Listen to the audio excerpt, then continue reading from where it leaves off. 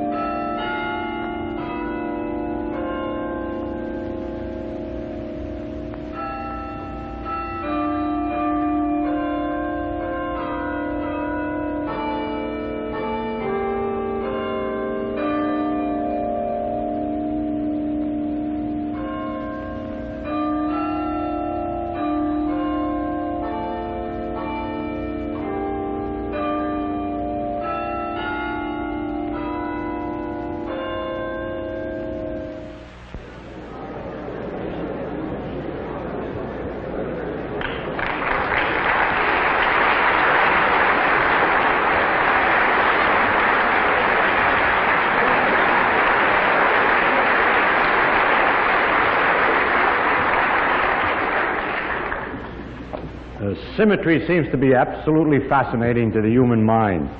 We like to look at symmetrical things in nature, such as balls, which are perfectly symmetrical, spheres, like planets and the sun and so on, or symmetrical crystals, snowflakes, flowers, which are nearly symmetrical, and so on. But it's not the objects in nature, the symmetry of the objects in nature that I want to talk about tonight. It's rather the symmetry of the physical laws themselves. Now, how can a physical law have a symmetry? It's easy to understand how an object has a symmetry. Of course it can't. But physicists delight themselves by using ordinary words for something else. And so in this case, they have a thing about the physical laws which is very close to symmetry of objects. And they call it the symmetry of the laws. And that's what I'm going to talk about. To show how close it is, I ask for a definition of symmetrical. What is a symmetry? If you look at me, I'm symmetrical right and left, apparently at least. A vase can be symmetrical that particular way or in other ways. How can you define it? Well, Professor Weil, a mathematician, gave an excellent definition of symmetry. It's this. As I am left and right symmetric, that means that if you put everything that's on this side and vice versa, if you just exchange the two sides, it'll look exactly the same. Or, for instance, a square has a symmetry because if I turn a special kind, if I turn it around at 90 degrees, it still looks exactly the same. So, Weil said, a thing is symmetrical if there's something that you can do to it so that after you finish doing it, it looks the same as it did before.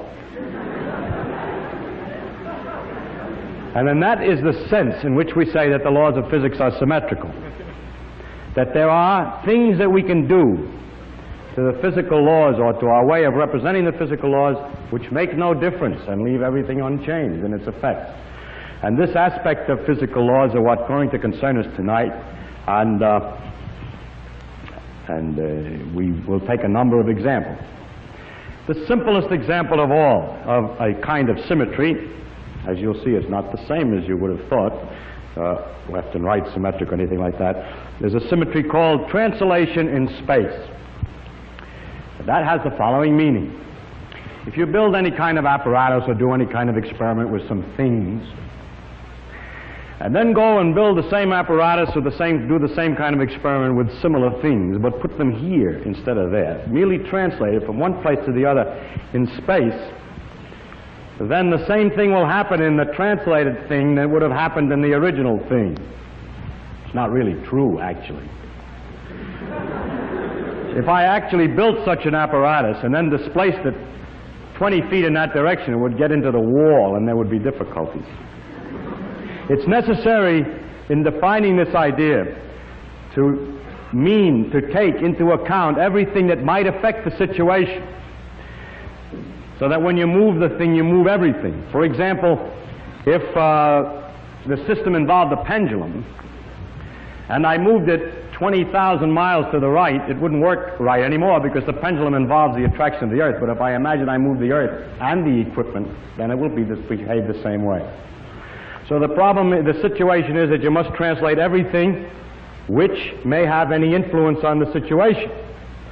Now that sounds a little dopey because it sounds like, well, just translate it, and if it doesn't work, then you didn't translate enough stuff, and you're bound to win. Actually not. You see, it's not self-evident that you're bound to win. The remarkable thing about nature is that it is possible to translate enough stuff so that it does behave the same way. That's a positive statement. Now I would like to illustrate that such a thing is true from the statement of the law of gravitation, for example, in which said that the forces between the objects was inversely as the square of the distance between them. And I remind you that a thing responds to force by changing its velocity as time goes on in the direction of the force. Now, if I move something from here to here, or a pair of objects like a planet going around the sun, and move the whole pair over, then the distance between the objects, of course, doesn't change, and so the forces don't change. And further, if they use when they moved over a situation the same speed, then all the changes will remain in proportion. Everything will go around in two systems exactly the same way. So because the law said the distance between the objects, rather than some absolute distance from the central eye of the universe, but it talked about distance between the objects, then it means that the laws are translatable in space. I give another example of symmetry. That the first symmetry is translation in space.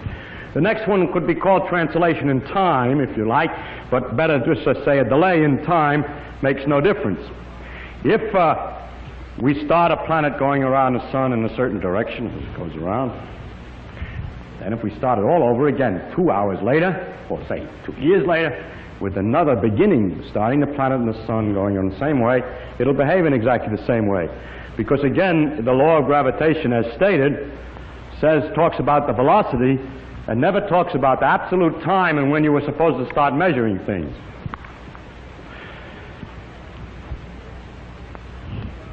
In this particular example, we are really not sure. When we discussed gravitation, we talked about the possibility that the law of the force of the gravity changed with time. Now, this would mean that the translation in time was not a valid proposition, because if the constant of gravitation is weaker 1 billion years hence than now, then it isn't true that the motion will be exactly the same for experimental sun and planet a billion years from now as it is now. But as far as we know today, all the law, I've discussed only the laws as we know them today. I wish I could discuss the laws as we will know them tomorrow, but I cannot. But as far as we know, a delay in time makes no difference. Actually, we know that isn't really true. That's true for what we now call the physical laws. But one of the facts of the world, which is very different, well, which is maybe very different and maybe not different than a physical law, is the fact that it looks like the universe had a definite time of beginning, that everything is exploding apart. Now that you might call a condition of geography, analogous to the situation that if I say I translate, I don't translate everything I have to move that wall if it's going to make any difference. And in the same sense, you would say, oh, I see, you mean the laws are the same. The universe expanded and everything else, but we could have made another analysis in which we start the universe later. But we don't start the universe, and we have no control on the situation, and we have no way to define that idea experimentally. Therefore, as far as the science is concerned, there really is no way to tell. And the fact of the matter is that the conditions of the world are changing in time. As we know, apparently, at least the galaxies are all separating from one another. So if you were to awake in some science fiction story at an unknown time, by measuring the distances, the average distances to the galaxies, you could tell when it was. And that means that the world will not look the same if delayed in time. Now, it is conventional today to separate the physical laws which tell how things will move if you start them in a given condition from the statement of how the world actually began, because we know so little about that. And it is usually considered that astronomical history or cosmological history or whatever you want is a little different than physical laws. But if put to a test of how would you define a difference, I would be hard-pressed. The best characteristic of physical law is its universality. And if there's anything universal about the thing, it's the universal expansion of all the nebulae. So I have no way of defining that. But if I restrict myself to disregard that matter, then as far as the other physical laws are known, and the law that determines how the thing expands, or I mean the cause of it and so on, is not known. If you take only the physical laws that are known, a delay in time makes no difference. Now we take some other examples, and another is a rotation in space, a fixed rotation. If I build a piece of equipment and do some experiment with a piece of equipment built here, and then take another one, better translate so it doesn't get in the way, here, but turn it so that all the axes are a different direction, it'll work the same way. Again, we have to turn everything that's relevant. If the thing is a grandfather clock and you turn it this way, well, the pendulum will just sit up against the wall of the can, it won't work. But if you turn the Earth too, as is going on all the time, it still keeps working all right. The mathematical description of this possibility of turning is a rather interesting one, because to describe what goes on in the situation, we like to use numbers to tell where something is. They're called the coordinates of a point, and we use, for instance, sometimes 3 numbers to do it. How high it is above some plane, how far it is in front of me, say, and back is the negative numbers, and how far to the left. Suppose I did that, and I'm not going to worry about up and down, because for rotations I just have to use 2 of these 3. Let's call the distance this way x in front of me, and y is how much to the left. And I can locate any body by telling how far he is in front, how far to the left. Those who come from New York City will know that the street numbers work that way very neatly, but until they began to change the name of 6th Avenue. Now, the mathematical idea about the turning is this, that if I'm set at a somewhat different angle and make my calculations, then what's directly in front of me at distance x is a mixture. Let's say there's a man over here, you, who's standing this way and making his analysis, and me standing this way and making my analysis. When I measure distance x, if I go straight out in x and don't change to the right or to the left, you see that that line is a mixture of some of your x-y business and some of the y. So that the connection, the transformation is that x gets mixed into x and y gets mixed into y and x, and that the laws of nature shall be so written that if you make such a mixture and resubstitute it in the equations will not change their form. That means that's the mathematical way in which the symmetry appears. If you write in mathematical form, the symmetry appears this way. You write the equations with certain letters, then there's a way of changing the letters from x and y to a different x, x prime, and a different y, y prime, which is some formula in terms of the old x and y, and the equations look the same, only you have primes all over them. That just means that the man will see the thing behaving in this apparatus the same way as I see it in mine, which is turned the other way. I'll give another example.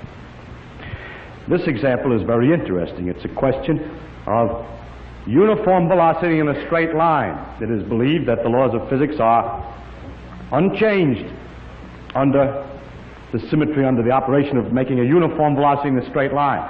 This is called the principle of relativity. If we have, for instance, a spaceship, and we have an equipment in it that's doing something, and we have another equipment down here on the ground, and the spaceship is going along at a uniform speed, then inside the spaceship, somebody watching what's going on can see nothing different than the man that's standing still in his apparatus in there. Of course, he looks outside, or he bumps into an outside wall, or something like that. It doesn't matter. But insofar as he's moving at a uniform velocity in a straight line, the laws of physics look the same to him as they do to me, who is not moving. Since that's the case, I cannot say who's moving. Now, I insist and emphasize here something before we go any further, that in all of these transformations and all of these symmetries, we are not talking about moving the whole universe. Just like the case of the time, I could imagine I moved all the times in the whole universe, but that doesn't make any difference. There'd be no content to the statement that if I took everything in the whole universe and moved it over, it would all behave the same way. The very remarkable thing is that if I take a piece of apparatus and move it over, then if I make sure about a lot of conditions and include enough apparatus, I can get a piece of the world and move it relative to the average of all the rest of the stars, and it still doesn't make any difference. And in this case, it means that someone coasting at a uniform velocity in a straight line relative to the average of the rest of the nebulae sees no effect. It is impossible to determine by experiments inside a car without looking out, by any effects, that you're moving relative to all the stars if you want. This proposition was first stated by Newton. Let's take his law of gravitation, for instance. It said that the forces are inversely as a square, so let's see, what else, yes. And that the force produces changes in velocity. Now suppose that I watch a moving thing. If, for instance, I have worked out what happens when a planet goes around a fixed sun. And now I want to work out what happens when a planet's going around a drifting sun. Well, then all of the velocities that I had in the first case are different than in the second case. I just add a constant velocity on. But the laws are stated in terms of changes in velocity. So that what happens is that the pull of this planet for this changes this one's speed, and on the other case changes its speed by the same amount. So anything that I started with, any initial speed that I started with, just keeps on going, and all the changes are accumulated on top of that. That's not very good description, but the net result of the mathematics is that if you add a constant speed, the laws will be exactly the same, so that we cannot, by studying the solar system and the way the planets go around the sun, figure out whether the sun is itself drifting through space.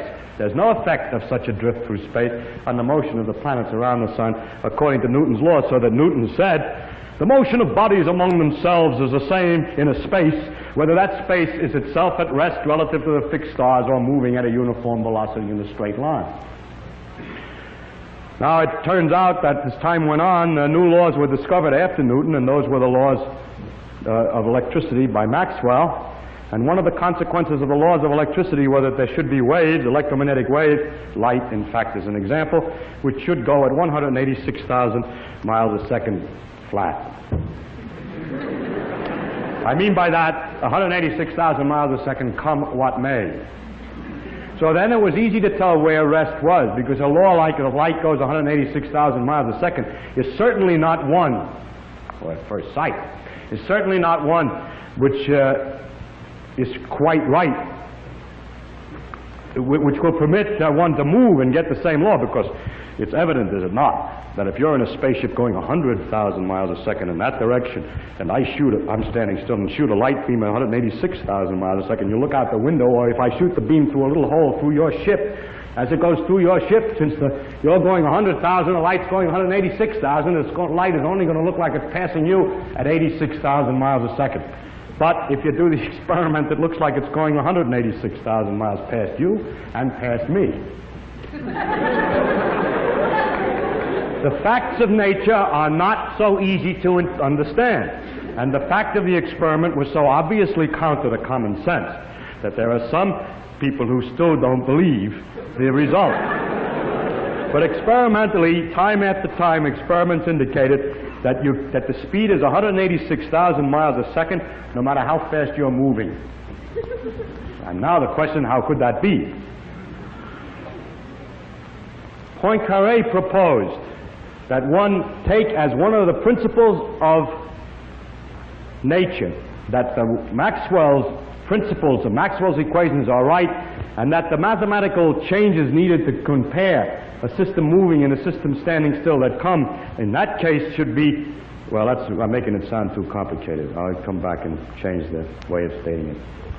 Einstein realized, and Poincaré too, and it's hard to get the history right while you're trying to explain the idea at the same time, that the only possible way in which a person moving and a person standing still could measure the speed to be the same was that their sense of time and their sense of space are not the same, that the clicking clocks inside the spaceship are ticking at a different speed than they are in the ground, and so forth. Of course you say, yeah, but if the clock is ticking, I look at the clock in the spaceship and I see it's going slow. No, your brain is going slow too.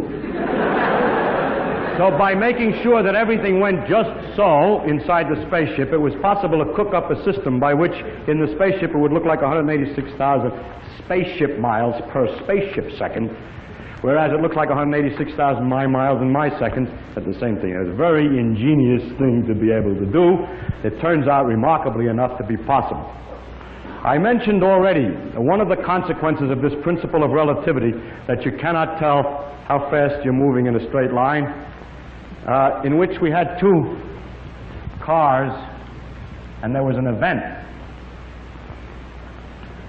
It happened at each end of this car. A man was standing in the middle of the car, and there was an event that happened at each end of this car at a certain instant, which this man claimed was the same time, because standing in the middle of the car, he saw the light from both of these things at the same time. Whereas a man in another car, who happened to be moving this way with a velocity, saw these same two events, not at the same time, but in fact saw the one here first, because the light reached him before the light from here, because he's moving forward. So you see that one of the consequences of the principle of symmetry for uniform velocity in a straight line, that symmetry means you can't tell who's right, is that when someone talks about something like, when I talk about everything that's happening in the world now, that doesn't mean anything.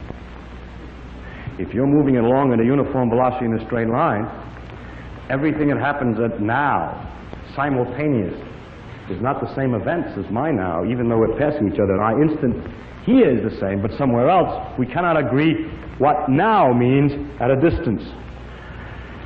So this means a profound transformation in our ideas of space and time in order to maintain this principle that you can measure, that uniform velocity in a straight line cannot be detected.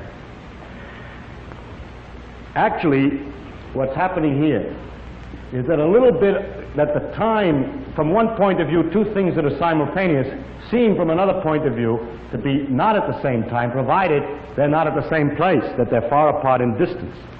That's very much like my x and y. Two things which seem to me to be at the same horizontal, well, let's say the same distance in front, 0 distance in front. Will, from somebody this way, he'll say one of them is in front of me and one of them is in back. See, consider, from my point of view, they're both even with me. That wall and that wall is even with me. But if I stand and turn like this and look at the same pair of walls but from a different point of view, that one's in front of me and that one's behind.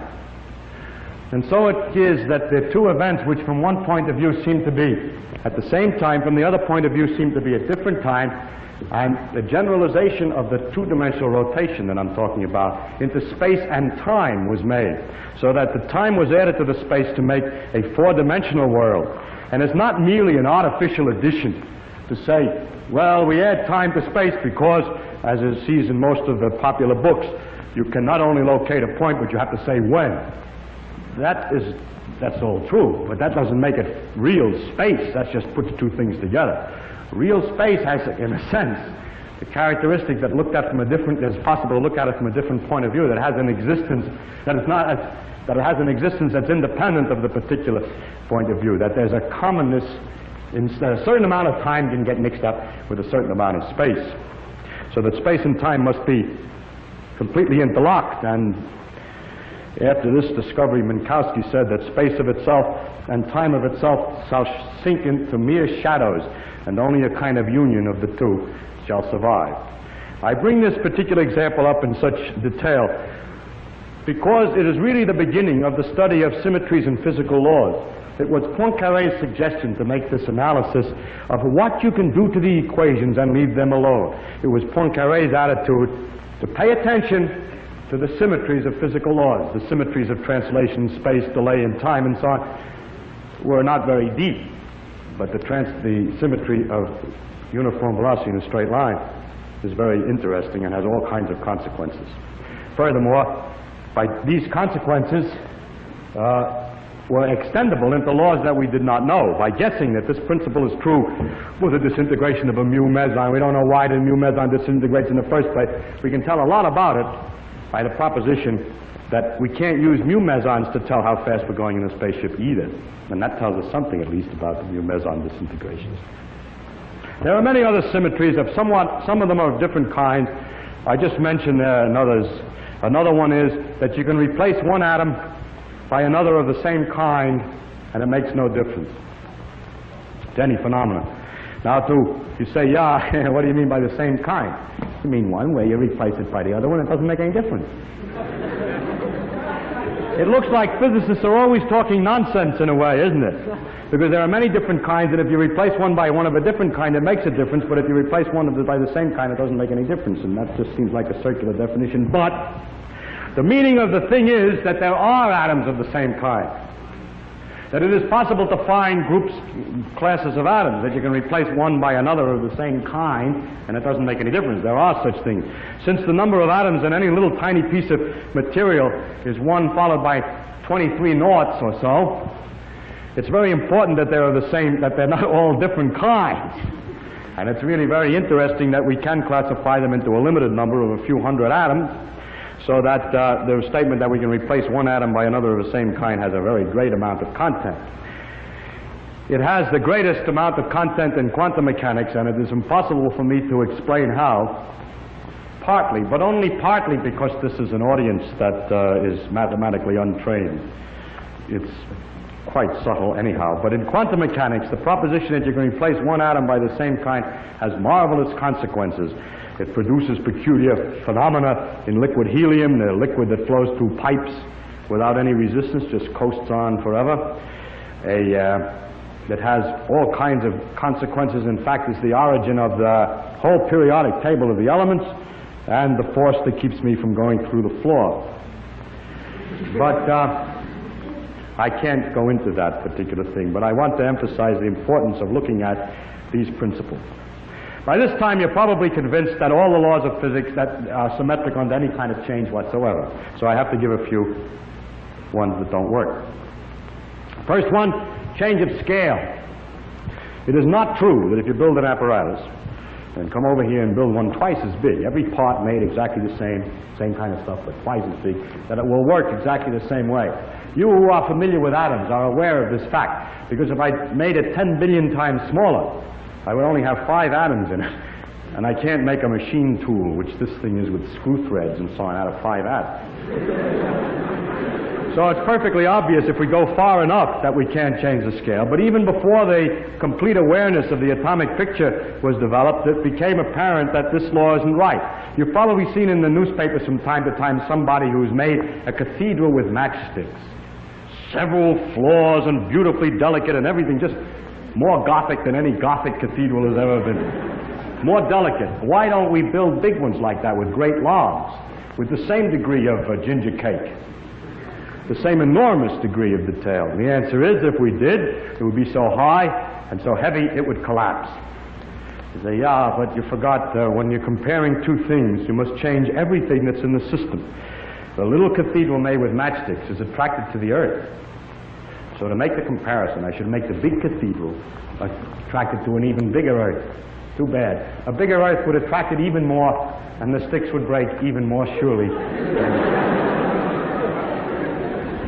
This fact that the laws of physics were unchanged under scale was first discovered by Galileo. He argued in discussing the strength of rods and bones. He argued that if you need a bone for a bigger animal, say an animal is twice as high, wide, and thick, you need 8 times the weight. So you need a bone that can hold a strength 8 times. But what a bone can hold depends on its cross-section. And if you made the bone twice as big, it would only have 4 times the cross-section, would only be able to support 4 times the weight. And in Galileo's book called The Two New Sciences, you'll see pictures of imaginary bones of enormous dogs way out of proportion.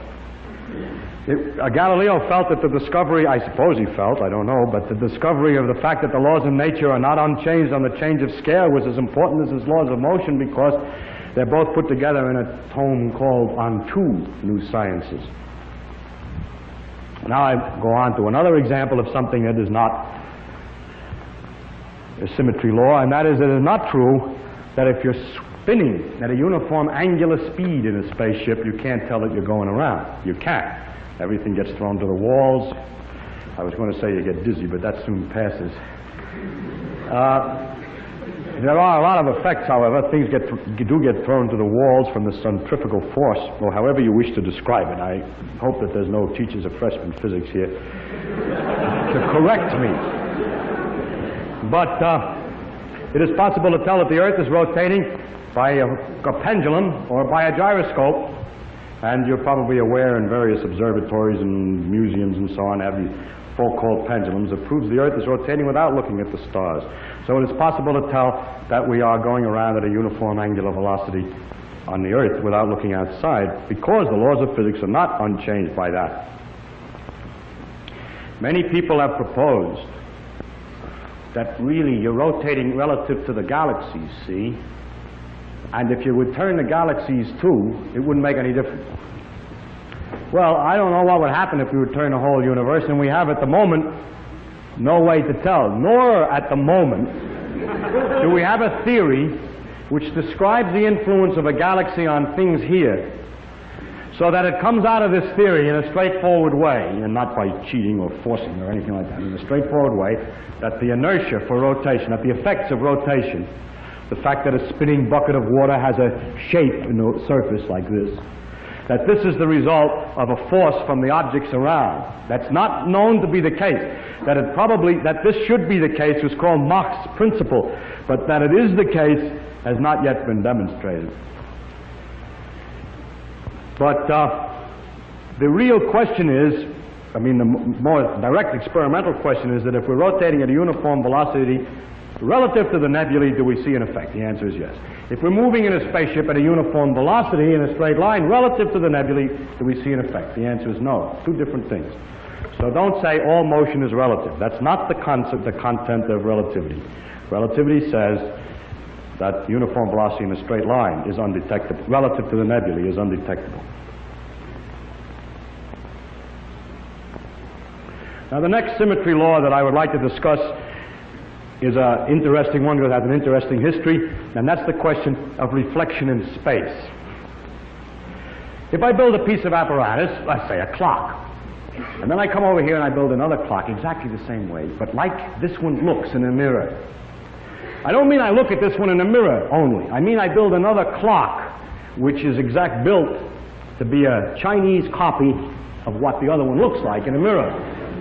In other words, I have the number 2 painted neatly on the dial here, then I paint the number 2 on the other way around over here. So I got an opportunity to make a drawing. 2 on one clock, 2 on the other clock.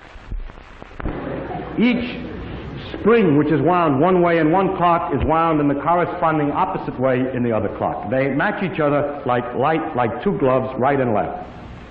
Now we wind up the 2 clocks, we set them in corresponding positions. I was going to say the same, but we set them to the mirrored positions, and we let them tick. Question, will they always agree with each other? Will all the machinery of the clock go in the mirror image of the other one? And I don't know what you would guess about that. You'd probably guess it's true, and most people did guess it was true. Of course, we're not talking about geography. We can distinguish right and left by geography. We can say that if we stand in Florida and look at New York, the ocean is on the right, and that distinguishes right and left. And and if the clock involved the water of the sea and the New York and so on, then it wouldn't work if you built it the other way, because its tickler wouldn't get in the water. But what we have to imagine, of course, is that the geography of the Earth is turned around too on the other clock. Anything that's involved must be turned around. Nor are we interested in history. For example, if you pick up a screw in a machine shop, the chances are it's right-hand thread. And you might argue the other clock isn't going to be the same as this one because it's harder to get the screws. But that's just a question of what kind of things we make. So that altogether, the first guess is that it doesn't make any difference. And it turns out that the laws of gravitation are such that it wouldn't make any difference if it worked by gravity. The laws of electricity and magnetism are such that if in addition it had electric and magnetic guts, currents and wires and whatnot, it would still work. The corresponding clock would run the same. And if the clock involved nuclear reactions, ordinary nuclear reactions, to make it run, it wouldn't make any difference either. But it does make a little bit of difference. I'll come to what makes a difference in a minute, but the first possibility that may suggest itself to you, if you know anything much, you may have heard that it's possible to measure the concentration of sugar in water by putting polarized light through the water. If you put a piece of Polaroid that lets light through in a certain axis through the water, then you'll find in order to, when you watch the light as it goes through deeper and deeper sugar water, you have to turn the Polaroid have another piece of Polaroid at the other end of the water more and more to the right as the stuff goes through. Maybe it's to the left, I can't remember, but let's say to the right, as you go through deeper, deeper solution. And if you make the water light go the other way through the solution, it's still to the right. So there's a right-hand way, there's a difference for right and left. So if we put sugar water in the clocks and light, then if we put, say, in one tank of water and make the light go through and turn and put the Polaroid so it can just get through, and make the corresponding image on the other side, hoping the light would turn this way, it won't, it'll turn the other way, and it won't go through right. So by using sugar water, our two clocks can be made different. So it's a very remarkable fact. And it isn't true, therefore, at first that the two clocks will be, that the physical laws are symmetric for reflections. However, it's possible to make sugar in the laboratory. The sugar that we got that time might have been from sugar beets, but sugar isn't a complicated molecule.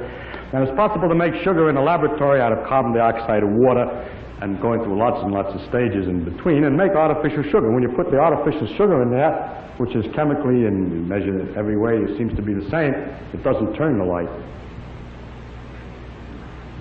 Then, if you put bacteria in the water, in the sugar water, bacteria eat the sugar.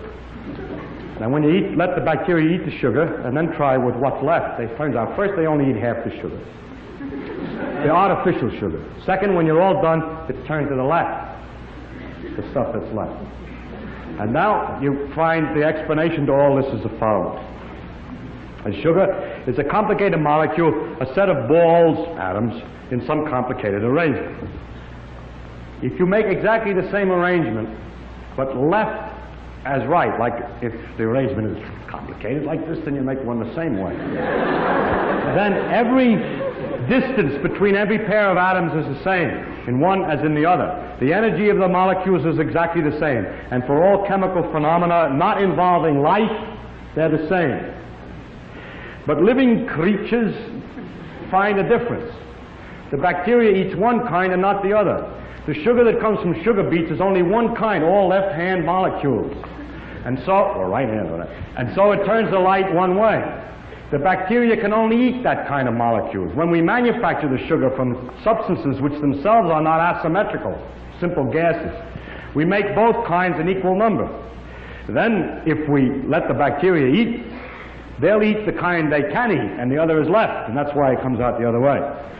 It's possible to separate the two by looking through magnifying glasses at the crystals and separating them and so on, as Pasteur discovered, and so forth, so that we can definitely show that all this makes sense. And even our artificial sugar, then we can separate ourselves. We don't have to wait for the bacteria.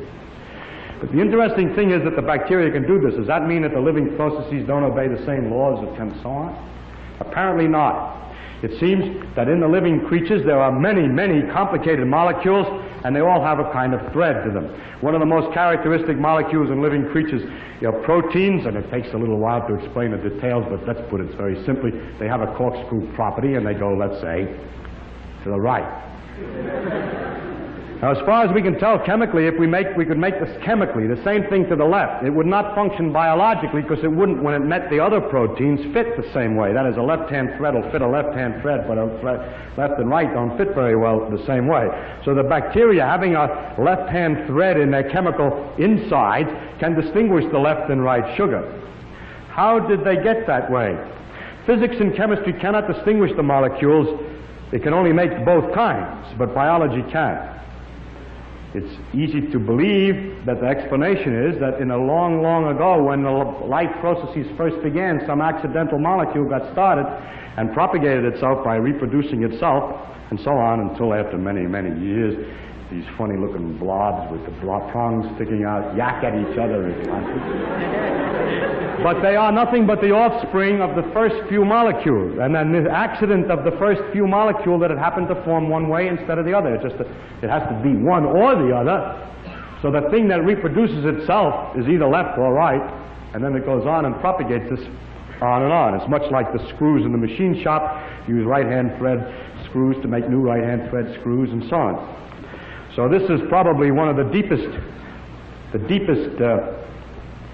demonstrations of the fact that the protein molecules are exactly the same in all life. They all have exactly the same kind of thread.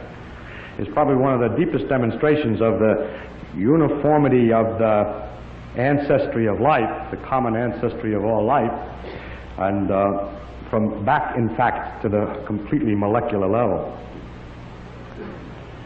Now, in order to test better this question about whether the laws of physics are the same right and left, we can put the problem to ourselves this way.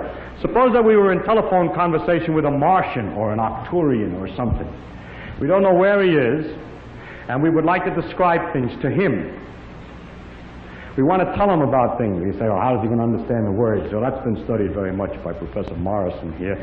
And he has pointed out that one way would be to start out and say, tick, tick, 2, tick, tick, tick, 3, and so on. And pretty soon the guy would catch on to the numbers. And then as you understand your number system, then you can write lots of numbers, and you could, for example, write a whole sequence of numbers that represents the weights, the proportional weights of the different atoms in succession. And then say hydrogen, 1.00, deuterium, and so on. And he would, after he sat down with all those numbers and piddled around a while, would discover that the mathematical ratios were the same as the ratios of the weights of the elements, and therefore those names must refer to elements. And so gradually you could, in talking to him, have a common language. In many ways, common. There are many. Now comes the problem. Suppose that he says, you fellas, after we get familiar with him, he says, you're very nice. Now I'd like to know what you look like. And you start out, well, we're about 6 feet tall. He says, 6 feet, how big is a foot? Well, it's very easy, you say. A foot, 6 feet tall, is 170,000 million hydrogen atoms high. Well, it's not a joke, it's a possible way of describing 6 feet to someone that has no measure, assuming that we cannot send them any samples, nor can we both look at the same object. We have to tell them how big we are, we can do it. That's because the laws of physics are not unchanged under a scale change.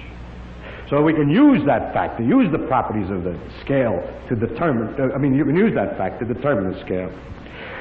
Well, here we describe ourselves after telling us 6 feet tall and we're so-and-so bilateral on the outside and we look like this and there are these prongs sticking out and all this. And he said, that's very interesting. What do you look like on the inside? So we describe the heart and so on, and we say, now put the heart in on the left side. Now the question is, how can we tell him which side is the left side? By what possible? You say, you take beet sugar, see, and you put it, in water, and it turns. Only trouble is he has no beets up there. Or we have no way of knowing whether the evolution, if it was even corresponding to the same proteins on Mars as here, whether the accidents of the evolution would have started with maybe the wrong-handed thread. So there's no way to tell. So after much thought, you see you can't do it. And so you conclude it's impossible. However, about 5 or 6 years ago, certain experiments indicated that they got reduced all kinds of puzzles. I won't go into detail. We got into tighter and tighter difficulties, more and more paradoxical situation, until somebody proposed, Li and Yang proposed, maybe the principle that right and left symmetry, that nature is the same for right and left, is not right. And that would help to explain a number of mysteries. And Li and Yang proposed some more direct experiments to demonstrate this, and I'll just mention the most direct of all the experiments. The easiest way to tell was an experiment done, well, there were several first experiments which were quite clear, but the one that's easiest to explain is this. That when we have a radioactive disintegration, in which an electron and a neutrino are emitted, for example, this is one that we talked about before, electron and antineutrino. Or this is a neutron disintegrating into a proton, an electron, and an antineutrino. Or the corresponding thing can happen to a neutron and a nucleus. Anyway, there are many radioactivities in which the charge of the nucleus increases by 1 and an electron comes out. The thing that's interesting is that if you measure the spin, the electrons are spinning as they come out. If you measure the spin, you find out that they're spinning to the left. That is a definite significance, that the electron, when it comes out of the disintegration, is turning this way. And that helical description is a left-hand thread. It's as though, in the beta decay, the gun that was shooting out the electron were a rifled gun. And there's 2 ways to rifle a gun, because there's a direction, out. And then there's a question, do you turn it this way or that way as you go out? And the experiment is that the electrons come from a rifled gun, rifled, twisted to the left. And so, using this fact, we can call up the Martian and say, listen, take radioactive stuff. Now, I would have prepared a particular example, a neutron. And look at the electrons, which come from such a beta decay. And then you define left by this screw thread, and let's see, you let It'll take me some while to figure out how to do it in detail. Say the electron's going up, and the direction of motion of the way it's spinning is into the body on the left side, and that's where the heart goes. Something like that. I'd have to think a little bit more of it. But anyway, it is possible to tell right from left, and thus the law of this, that the world was symmetrical for left and right, has collapsed. Every conservation law has, well, the next thing I would like to talk about is the relationship of conservation laws to symmetry laws. We last time talked about conservation principles, conservation of energy, of momentum, angular momentum, and so on. Now we're talking about symmetry laws. It's extremely interesting that there seems to be a deep connection between the conservation laws and the symmetry laws. This connection has its proper interpretation, at least as we understand it today, only in the knowledge of quantum mechanics. Nevertheless, I will show you the following, that if, I will try to explain the following, that if we will assume that the laws of physics are describable by a minimum principle, that the paths are taken so that some quantity is least, an idea I described once before. If we add that the laws of nature come from a minimum principle, then we can show that if the law is such that you can move all the equipment to one side, in other words, if it's translatable in space, then there must be conservation of momentum. That there's a deep connection between the symmetry principles and the conservation laws, but that connection requires that the minimum principle be assumed. You remember at one time we discussed one way of describing physical laws by saying that a particle goes from one place to another in a given length of time by trying different paths, and the actual path taken has this property, that there's a certain quantity which unfortunately happens to be called the action, which is not to be taken to signify anything because it's got nothing to do with action. Anyway, there's a certain quantity called the action which you calculate on this path. And if you will calculate it for any other path, the answer is bigger. It's least for the real path. And that one way of describing the laws of nature is to say that the action, a certain mathematical quantity, is least for the actual path than for any other path. Now, another way of saying the thing is least is to say this, that if you move the path a little bit, at first it doesn't make any difference. Suppose you were walking around in a wood, on mountains, on hills, but smooth hills, please. Smooth. The mathematical things that were involved here correspond to smooth hills. We're walking around on hills and valleys, and we come to a place where we're lowest. Then I say, if you take a small step forward, you won't change your height. When you're at the lowest, or at the highest point, a step doesn't make any difference in altitude in first approximation. Whereas if you're on a slope, you can walk down the slope with a step. And then if you take the step in the opposite direction, you walk up. And that's the key to the reason why, when you're at the lowest place, taking a step doesn't make much difference, because if it did make any difference, if you took the step in the opposite direction, you'd go down. I mean, if it went up one way, it would go down the other way. But since this is the lowest point and you can't go down, in first approximation, the step doesn't make any difference. So we therefore know that if we move this path a little bit, in first approximation, it doesn't make any difference to the action. Now I want you to consider the following possible other paths. First, we jump immediately over to another place here nearby. Then we go along. This sticks out too far to make the diagram clear, so if you permit me to just change the shape of the path. Then we move on exactly the corresponding path to another point here, which is displaced the same amount, of course, because it's the corresponding path to this side. Now we have just discovered that the laws of nature are such that the action, the total amount of action going on this path is the same in first approximation to that path. That's from the minimum principle, when it's the real motion. Now I show you something else, that the action on this path is the same as the action from this little cross to that little cross if the world is the same when you move everything over, because the difference of these two is only that you moved everything over. So if the symmetry principle of translation in space is right, if that's right, then a total action between the crosses is the same as between the dots. But for the true motion, the total action on this cockeyed path here is very closely the same as for the original one.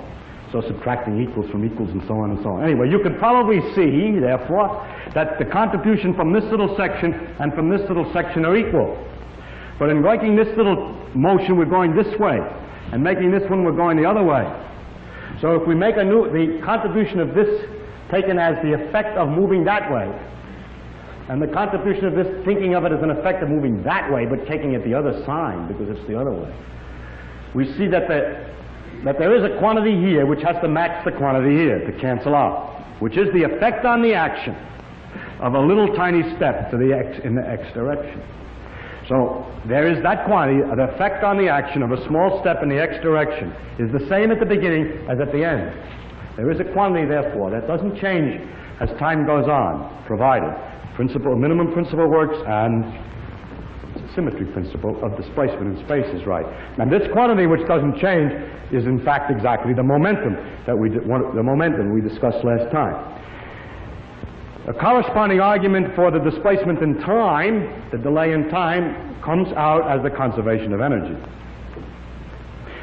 The case that if we rotate in space doesn't make any difference, comes out as the conservation of angular momentum, and so on. That we can reflect and it makes no difference doesn't come out to be anything simple in the classical sense, and it hasn't therefore got a simple classical interpretation, and people have called it the parity, and they have a conservation law called the conservation of parity, but those are just complicated words in the case of the quantum mechanics. All we're saying is that the right and left symmetry law is not valid, but I have to mention that conservation of parity because you may have read in the papers that the law of conservation of parity has been proved wrong. It should have been written because it's much easier to understand. The principle that you can't distinguish right and left has been proved wrong. Now I would like to say as we go on about other symmetries that there are a few problems, new problems. For instance, for every particle, like an electron, there's an antiparticle, the positron. For a proton, there's an antiproton. And we can make in principle, what we call antimatter, in which every atom has its corresponding anti-pieces put together. For example, a hydrogen atom is a proton and an electron. If we take an antiproton, which is electrically negative, and a positron and put them together, they will also make a kind of hydrogen atom, an anti-hydrogen atom, in principle. It's never been made, in fact, but this is figured out that we could make this. And so we could make all kinds of antimatter in the same manner. Now the question is whether the matter works the same as the antimatter.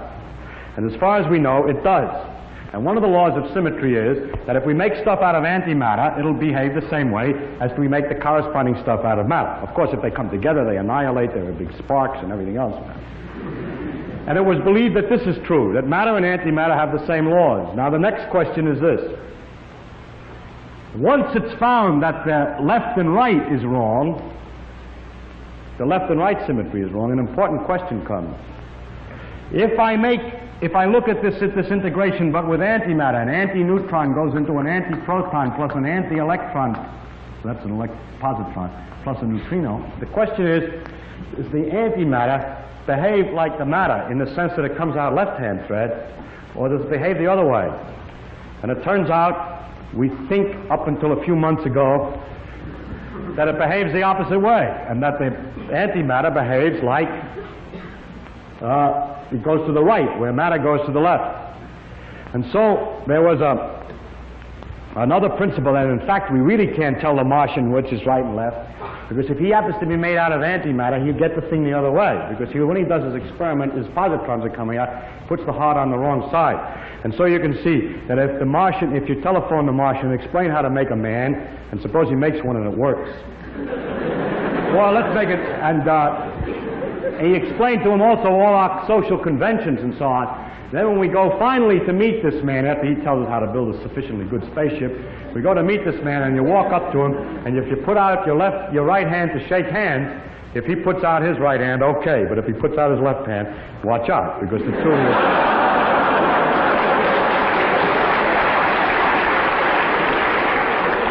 the two of you will annihilate with each other.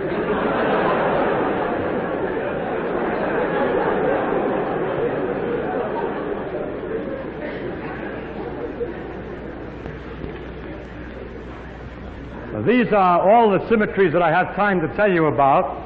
I wish I could tell you about a few more, but they become more difficult technically to explain.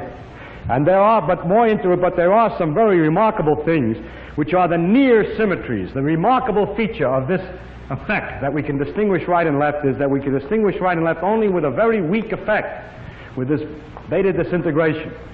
What it means that nature is 99.99 indistinguishable right from left, but that there's just one little piece, one little characteristic phenomenon which is completely different in the sense that it's absolutely lopsided, is a mystery that no one has the slightest idea about yet. Thank you.